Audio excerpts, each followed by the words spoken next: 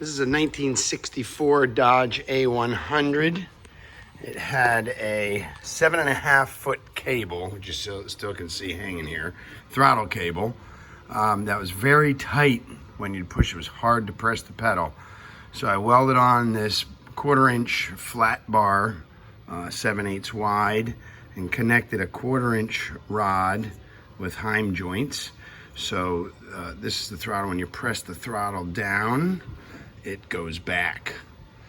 And I'll show you what that looks like inside the cab. So the throttle is, or the cable that you're seeing up front is way down there at the bottom. You see it moving back towards the back of the truck. And then that pushes up on this rod here. If I can get my finger to it, right there. That'll push that one up, which makes this lever here, right here, that'll push that up and makes that go backwards towards the carburetor and opens up the carburetor and works so much better. No more sticking, no more trying to push so hard on the throttle. Works great. About $40 in parts.